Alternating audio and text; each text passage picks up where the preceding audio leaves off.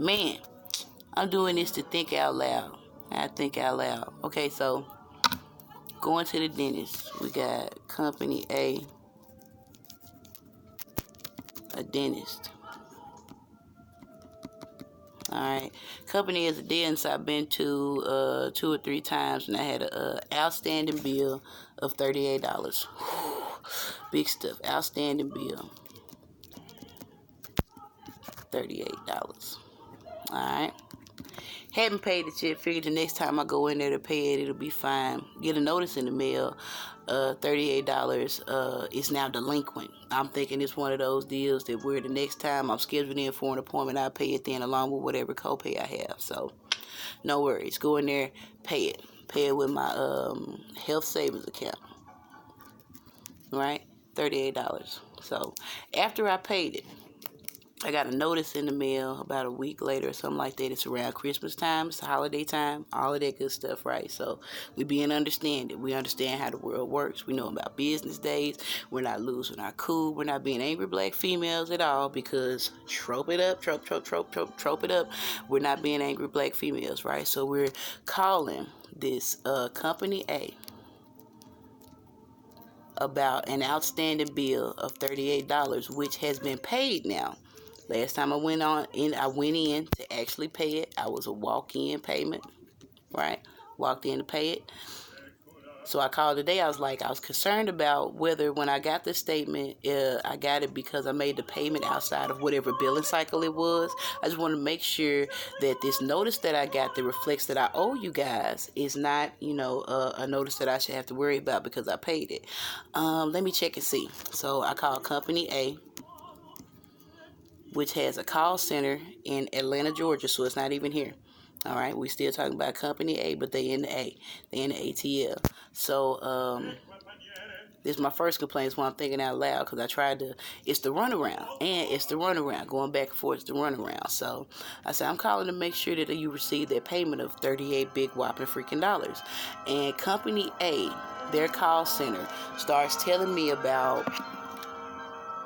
Their call center starts telling me about a $68 bill that's due. And Company A tells me that the $68 bill is due to x-rays of such and such, this, that, and the third. Oh, I didn't even know about that. Company A says, I apologize for that, ma'am. Sometimes we don't process our claims in a timely manner. That's complaint number 1. No, you don't process your claims in a timely manner because I just processed my claim, didn't I, dog? That $68 ought to be on you, nigga, because now I'm working for you. Okay, so I'm like, wow, where did $68 come from? Okay, so you talk to him, and I'm like, wow, let me call and see, because I have an appointment scheduled. So we're not being angry. We're walking through this thing. We understand that the holidays just went over, and we're going into tax season. It's always a season of something, so we got to be mindful that sometimes the people that we're trying to talk to aren't even in the same area we're in.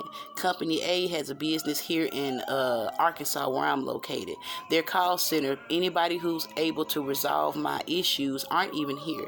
So they don't actually have all the information that they need, and they never will because they're not here. And the people that are in this location don't have the power to offer me any information regarding what Company A has going on because they outsource all of that stuff. Oh, I just work in the office. A throw off. That's why it's the runaround. So first you get the throw off. That the people that you get a chance to talk to aren't really the people who can solve your problem. So that's Company A, issue 1. Okay, so then you get to the people that can solve your problem. Company A, issue 2. And they say a throw off, which is like, oh, our bad. Sometimes we don't process claims in a timely manner, as if that's something that goes on all the time. So I'm not losing my cool. I'm not wigging out about anything. I'm with Company A. I'm on issue number 2, but I'm still trying to figure out, okay, well, I have an appointment with Company A. So I need to know that outside of the outline, which is an estimate of services, we're going to write down estimate of services because I didn't look at that on there. And that's on me. I didn't realize that this thing that you're saying, I owe this copay when I come in. I didn't know that it wasn't for sure. Like, we might need to charge it for something else. We don't know. Just keep it in mind. Okay. I'm still being cool. Still being cool. I'm not upset at all. Okay, so that was just an estimate. I said I need to know on top of this estimate that I know I have to pay as a copay when I come into Company a dentist office, to get this little work done. Will I also owe this $68 that I didn't even know was charged to me, because we don't issue out statements sometimes in a timely manner? All right, let me transfer you. Oh man, okay, so to run around, I'm calling Company A's corporate offices here. Company A represents Mississippi and Arkansas. This is Company A. I call the Company A corporate office for Mississippi and Arkansas, and I find out, hey, Company A ain't even Company A no more. They're Company B now. They're Company B, babe.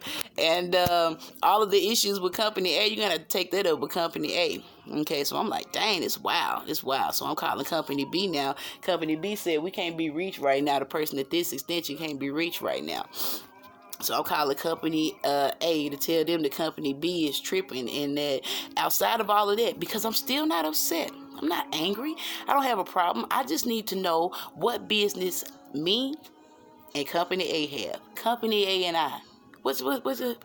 Company A and I. Company A and I. What business do Company A and I have, so that I can make sure that my balance is at zero and that nothing is delinquent, reported to my credit report, or, I'm trying to be a responsible adult. Thumbs up for responsible adulthood, right? Company A tells me, well, let me try to transfer you to Company B. And I was like, ma'am, that's not going to work. I'm going through the whole rigmarole and all this, that, and the third, all that again. She gets back on the phone, tells me what I just told her. Company B isn't available. That's weird. We can usually transfer stuff. And I said, yes, ma'am. Now, if you can listen to what I tell you, go back through everything we just discussed. But we staying cool. We staying calm, because you don't fuck with customer service. You don't fuck with anything. So that's anything related to customer service. People who fix your food, your nurses, anybody that has their hands on what can or cannot affect you, to whatever extent. Sometimes you just be like, F it, man, I'm gonna go off on this, that, and the third. I understand that. But I try to deal with especially like phone center people, because I know a lot of stuff is farmed out. So I try to be cool and be calm, because what I want is my issue solved, right? So I'm trying my best to be cool and be calm. Company A is telling me that Company B is unavailable. So my third complaint. First complaint with Company A was, you didn't process my claim. I had to process my claim myself. Pay me. Second thing with Company A was, you turned into Company B and you didn't even let us know you were Company B. You got a bill that's out there that you didn't even give me, because things aren't processed in a timely manner. So there's 3 issues with Company A. Company A doesn't even have a department to even handle what we got going on. What they can do is reference me to a manager and put me on a 48-hour waiting list, which the weekend is coming up, which will give me a Monday morning or a Tuesday morning phone call regarding probably what I already know. That Company A is no longer Company A, it's now Company B, and that yes, you owe this, and no, we didn't send out the bill in a timely manner, and we are so sorry about that. But Company A never told anybody they turned into Company B and all of that. And I'm coming home, I'm driving home, and I'm taking a deep breath, and I'm thinking to myself, you know what? It's wild. Stuff is so totally, utterly wild. Totally, utterly wild. And then it hit me. I wondered, did the people from Company A show up to work one day and their doors was just locked? Did they just show up one day and Company A wasn't Company A no more? And it's not about trying to settle a $68 bill. Did they wake up that morning that Company A was no longer Company A, and they just didn't have no job and nobody told them anything? It's wild out here. It's wild. It's wild. And I started going through my head of like all of this little funny stuff I could say, like, sound like you need somebody, you need a hitter on the squad. You need a hitter that will go through and process this information, hear a person's complaints, hear what they have to say, and make a beta test version of customer service, to where it's not even about solving the issue. It's about making sure that we understand the issue. So many people have to call and go back over through things in life, because we never really got to the issue. We solved this problem, we solved that problem, but what's the core of the issue? Non-communication. Not a miscommunication, but non-communication. It's wild. It's wild. Material was a bad idea. It's absolutely a bad idea. But that was the rigmarole I went through. It's the runaround. It's the throw off. And some about it seemed hustlish. I used to work for another company that was involved in Medicaid and stuff like that, and they would have us scheduled to be in 5 or 6 different locations at one time. I quit that job. I've only quit a couple of jobs in my life because, even though I might get fired from time to time because of my attitude and my just total Aquarius nature, I might be a little bit rebellious, but I want to know why things are the way they are.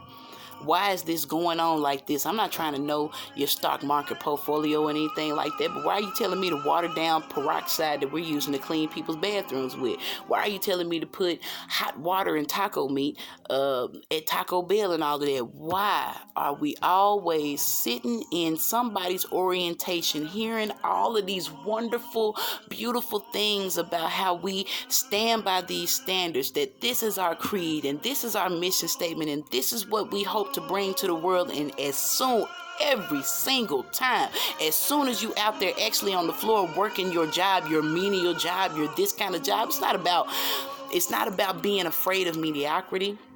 It's not about being afraid of moving to the next level.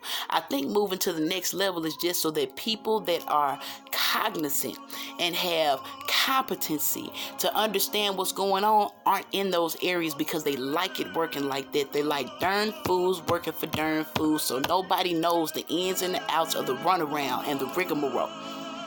That's why they want it like that. They want it like that because they don't want you thinking about why things go the way that they go. It's awful. It's horrible. There's so much non-communication going on and so many ready and available distractions to keep you from focusing on what really goes on and what's at the heart of any matter, the core of any matter. So much stuff going on. It's just ridiculous. I'm telling you, I had to stop and think. I was like, I'm thinking about me, which I want to make sure that my credit is still growing because I'm still a human in the world. I'm trying to make sure that I'm doing what's right in as much as is my ability to do what's right. But then I had to think, I'm worried about them not even being Company A no more. Did they walk into that spot and they didn't even have a job at Company A no more? That's devastating. They didn't let us know. I bet they didn't let them know either. It's horrible. It's awful, man. Absolutely awful. And it's so much lack of care and concern from the ground up. I'm talking about from inside the ground up, from the septic system to the satellite field. From the microscopic to the macroscopic, from the shit in the ground to the shit outside the atmosphere, it's fucked up and nobody's looking at the core or heart of any matter anywhere across the board. It's weird and it's wild. It's weird and it's wild, man. But like I said, I'm just thinking out loud. It's not even to get to a particular point. That's the Libra stuff. I'm from that Libra Deacon of Aquarius. It's not even to get to a particular point. But that's the joke I was making. It's like you just want to be heard. You want to know that somebody is looking at the faultiness in the system that's set up. Nobody's saying, well, go out and make a better system. Ain't about making a better system. I am trying to make a better system by informing the system that this is faulty, that's faulty, this is faulty, that faulty. Not in a Virgo way that says that it could be perfect. It's like, if it's like this, like, no, you got a backup in your system in sewer line A17, which is causing a overflow in the street at a very precarious location because we're supposed to have a function there, and it would just so happen that the shit is backed up all the way at the function so people can see, so that's gonna be an embarrassment. And okay, you got people that's shitting backed up at the function, and now people are embarrassed. Now we're losing commerce, so we got to make commerce worth more than what it's really worth because we got to cover up the backup that's in it. Fix the shit, fix the problem, fix the shit in the ground. If the shit is not in the ground and causing a problem, if that system is flowing smoothly, then it won't overflow to be an embarrassment. If the embarrassment doesn't happen, commerce isn't interrupted. If commerce isn't interrupted, you could treat people right so that everything goes and flows the way that it should, but it's fucked up. Material was a bad idea. Absolutely horrible, awful, bad idea. You can't just cut an angle and think you're going to make a whole world out of it because you cut an angle. You don't just cut in like that. Nah, man. It's a bad idea. It's a super bad idea. And it shows itself functioning through all aspects of reality. Not just what socioeconomic place you find yourself at. All aspects of reality, from consciousness to unconsciousness, to question whether something is conscious or not, to whether you're conscious of what's going on, to whether all aspects of life. We never get to the heart and the core of the issue. We can't agree on what the heart and the core of the issue is because we have a level of determination of whether it affects me or not. Hell yeah, it affects you. Ask not for whom the bell tolls, baby, it tolls for thee. We affected by all of this stuff, whether we want to believe it or not, and we could turn a blind eye to it, we can act as if we don't see it, or we can start paying attention to it before too late. It's for real, some too late stuff. It's weird, man. Shit, wow. Just thinking out loud.